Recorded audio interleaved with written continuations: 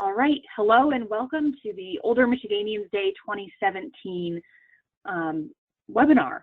We hope that this gives you all a chance to ask some questions and get answers about Older Michiganians Day, which is coming up on the 17th.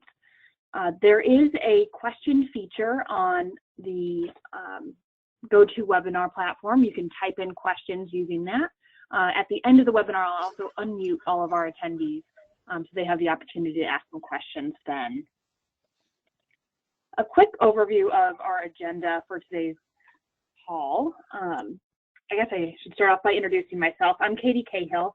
I'm the Advocacy Specialist at the Area Agency on Aging 1B, which serves 6 counties in southeastern Michigan. Also on the line, we have Linda and Shannon from the Michigan Area Agency on Aging Association, and Chris Tarpoff from AARP, who will be leading sections of this webinar moving forward. Today we're going to cover an overview of Older Michiganians Day events. We'll review the advocacy platform for the day, and we'll touch base on some basic advocacy tips for those of you who may be new with speaking to your legislators. Once again, phones for all attendees will be muted until question and answer, but if you have a question, you can feel free to type it into the webinar tool. Without further ado, I will turn it over to Shannon. Okay, thanks, Katie. Can you hear me okay? Yes, I can. Okay, thank you. My name is Shannon Harkins-Paget, and I'm with the Area Agencies on Aging Association, as Katie mentioned. Also on the webinar is Linda Burkhardt, our Executive Director, who is in listening mode only because she's got a pretty bad cough that she can't seem to shake. So having said that, I will go ahead and go over some of the general information about Older Michiganians Day, which we call OMD, and that includes one of the most important factors of the day, which is the weather. Because OMD is an outdoor event, if the weather looks unfavorable, for example, if we are experiencing rain or storms, the event will be canceled. So this decision will be made on Monday morning, May 15th. So please watch the weather. If the forecast looks questionable, you can check the OMD website or you can call the AAA 1B weather closure line, which is 248-262-1288. And again, that number will also be on the OMD website. Now, having said that, if the event is canceled, we do encourage folks to still advocate on their own by calling, or emailing their legislators. We suggest you also contact your local AAA, Area Agency on Aging, to see if there are other contingency plans being made in your regions. Assuming that the weather is okay, like it is here in mid-Michigan at least, and the event is a go, we can talk about the seating arrangements for this year, which is different from previous years. So this year, we're going to have tables and chairs set up on both sides of the lawn, grouped by AAA regions. These AAAs will have a sign on one of their tables so folks will know where to go. There is no large tent this year, although we will have a couple of smaller tents for shade if needed. And all of the legislators have been invited to have lunch on the lawn and have been given lunch tickets. They've been instructed to check in at the information tent, and then we will direct them to their appropriate AAA region. And we're hopeful that the lunch ticket will entice more legislators down to the lawn to visit with advocates. And I should note that each legislative office has received one ticket, and we are asking that the legislator attend the event, but they can also send a staffer in place, but only one ticket per office. So moving on to the agenda, as you can see, we will start the day with the 8-3:30 on the River Choir at 10:15, and then there will be a welcome and overview of the day. After the Senior Citizen Award is given, there will be another performance by the choir. And then at 11:15, the lunches will be available at the lunch tent, and lunch and advocacy with legislators will take place until 12:30, at which time invited leaders will respond to the OMD platform and the advocacy issues. At this time, we're pleased to announce that the following speakers are planning on attending to respond to our platform. And first we have Nick Lyon, the Director of the Michigan Department of Health and Human Services, Senate Majority Leader Arlen Meekoff, Senate Minority Leader Jim Ananick, House Speaker Tom Leonard, and House Minorities Leader Sam Singh. And after the remarks from Mr. Lyon and the legislative leaders, there will be a final farewell, and the day will conclude at 1 o'clock.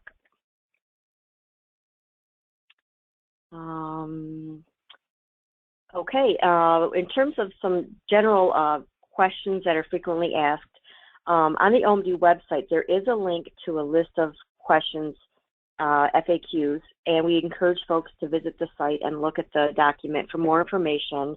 I can touch on a couple of questions that we get sometimes. One question we often get is, what is OMD? And just as background, Older Michiganians Day was started by the Area Agencies on Aging Association with our aging network partners in the community. We have a steering committee that plans the event, which draws, as you know, about 1,000 advocates to the Capitol once a year.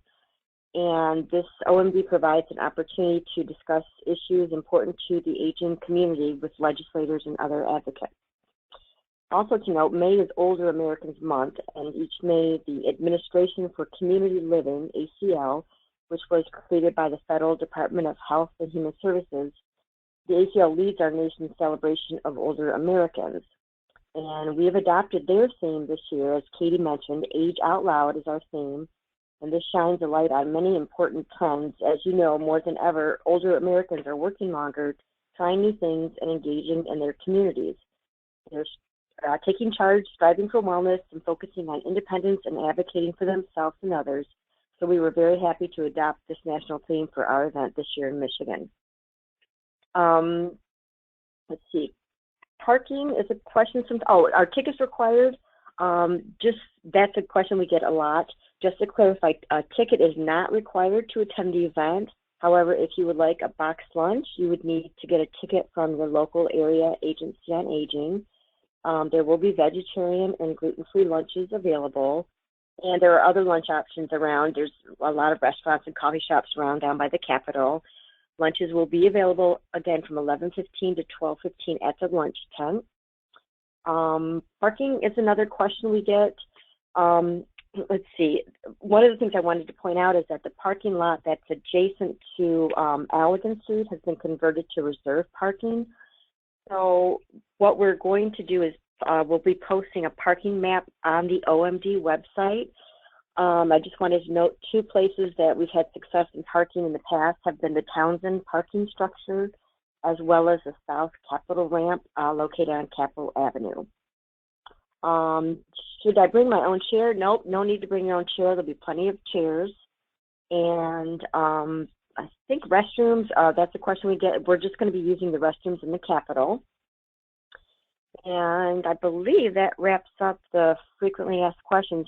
I did want to also mention, new this year, we are going to have folks that are on the steering committee and other volunteers will be wearing bright yellow T-shirts.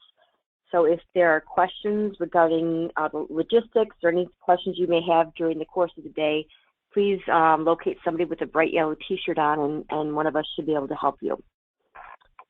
Okay, thank you for your time, Katie. I think I turn it back to you now. I think we'll actually hand it over to Chris. Okay. Yeah. All right. Well, thank you. And I'm certainly pleased to be able to participate in this wonderful event today, certainly along with OMD. And OMD is a senior lobby day in shorter terms, and it's an opportunity for seniors to express their interests and concerns directly to their legislator. And it's a wonderful opportunity to build a relationship, or at least start one, if that has not happened before. And a slate of issues that have concerned and have proven to help members of our older community throughout the state are the heart of the platform. And let's review some of those issues that we've adopted in this year's platform. Now, we want to make sure that we continue to make progress to make Michigan a no-wait state. And I'll get into a little bit of detail as to what that means. I think a lot of you may have a good idea, but we'll get to that in just a second. Another is to protect Medicaid. Now, we know what Medicaid is, which has been around for many years.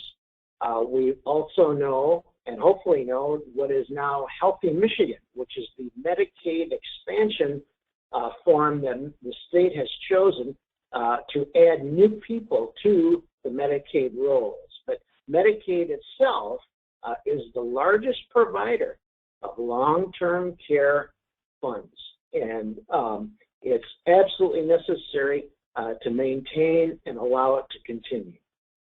Legislative attention to direct care worker crisis. This is a new item in the platform, which we've not addressed before, though the need has been obviously needed or has been there all along, and that is that with growing need for home care, it's equally as important to have people who are not only properly trained, properly incentivized through proper compensation, and a true interest in being able to help the people they're helping.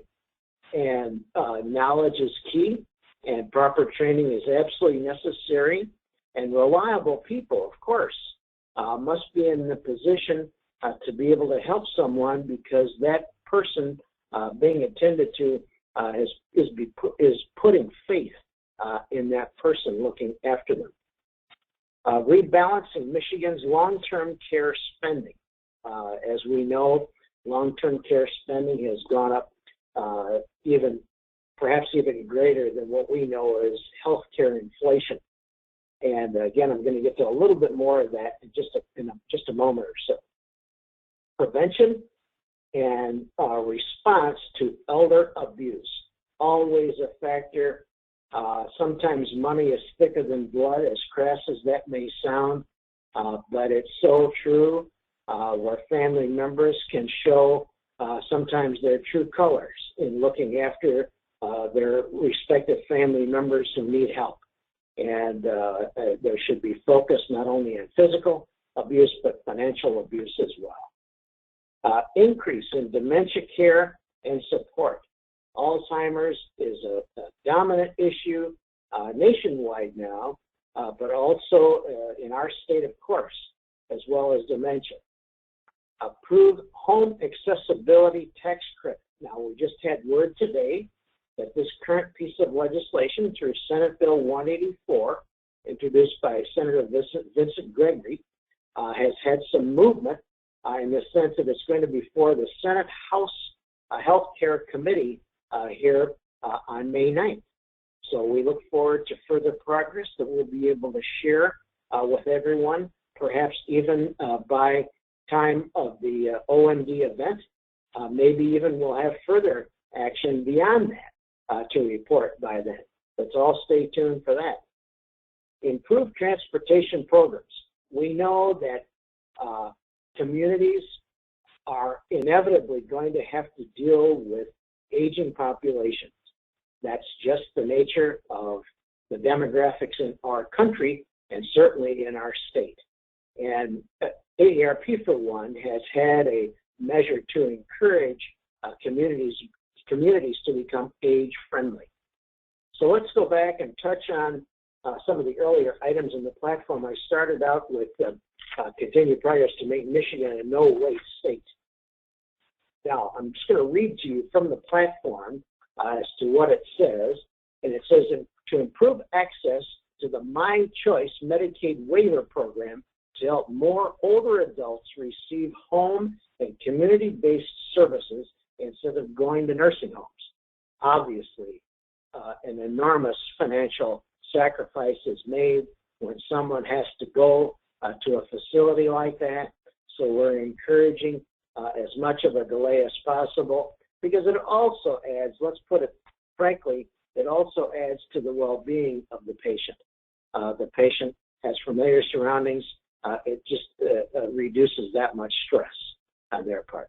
And to increase funding for the Aging and Adult Services Agency, the initials are AASA, by $3.6 million for fiscal year 2018. as recommended by Governor Snyder, seems to be in favor of these issues to reduce the wait list for home and community-based services delivered through area agencies on aging. Now, we are all part of the Silver Key Coalition, which does so many positive and wonderful things for the aging community. And frankly, let's be a little honest here. Silver, of course, referring to what is on top of a lot of our heads, but we'll let that pass for right now. Anyway, let's go on to the next item I mentioned here, protecting Medicaid, and to oppose any federal proposal for changing Medicaid that would have the net effect of cutting services for low-income residents. Now, the national healthcare scene has been in a spotlight. Frankly, it's in flux.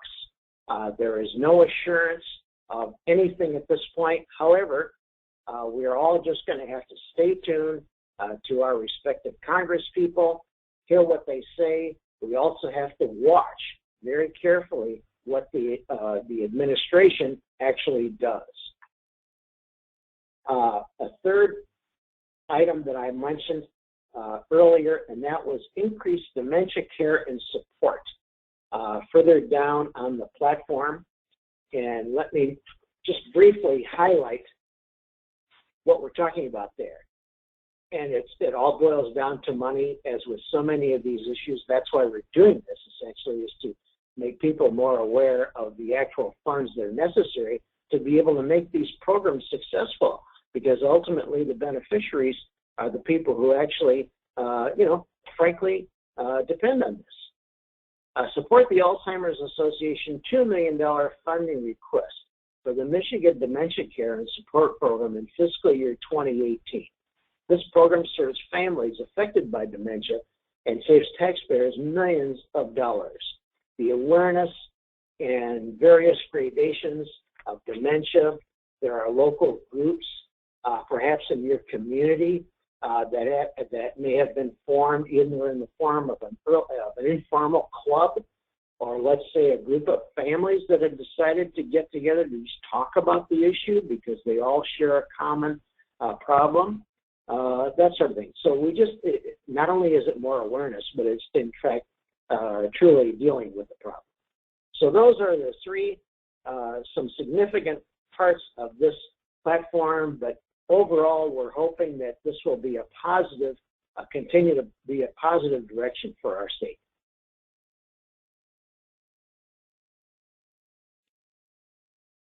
Great, thank you, Chris. I'm going to kind of wrap things up here before our Q&A with a little bit of Advocacy 101. The first thing all the OMD organizers want you to know is that your legislators want and need to hear from you about these important issues that Chris just covered. It's difficult for our legislators to become experts in all areas of policy, and they need to hear from you because you are an expert in needs for older adults. We encourage advocates to be friendly and positive. We're talking about serious and important issues, but it's important to set the tone and be positive and friendly. Build those positive relationships with your elected officials. We encourage you to share your story and experience, especially if you have used some of the services that we are advocating for. If you or someone you know has received home delivered meals and it really helps them to stay living at home safely for longer, that story is really valuable, and we hope that you will share it with your legislators. We want to give people a warning that it's hard to anticipate what a legislator's schedule will be like on Older Michiganians Day. Many will only be able to stop by on the Capitol lawn for a few moments. So think about what you'll say in advance and plan just a 2 or 3 minute elevator speech that you can let them know what's important to you quickly, and you can make your point before they have to rush off to another committee meeting or hearing.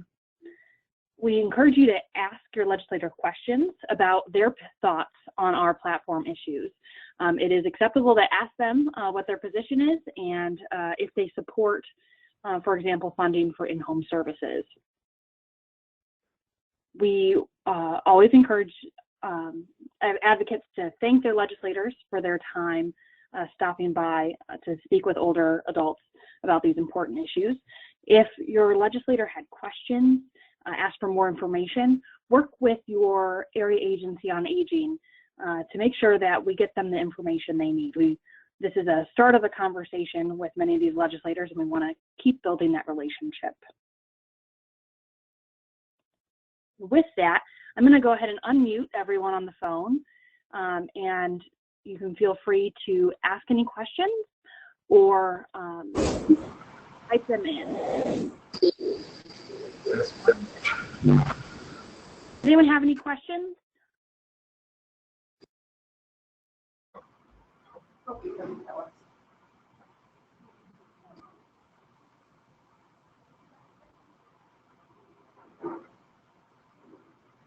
Any questions? Type in that she may need to remind people to type their questions into the chat box. Where? Yeah, right. Well, Here? Well, hearing no questions, I'm going to go ahead and close this off for today then. Thank you all so much for joining us on this webinar, and we look forward to seeing you on May 17th at Older Michiganians Day. Thanks so much.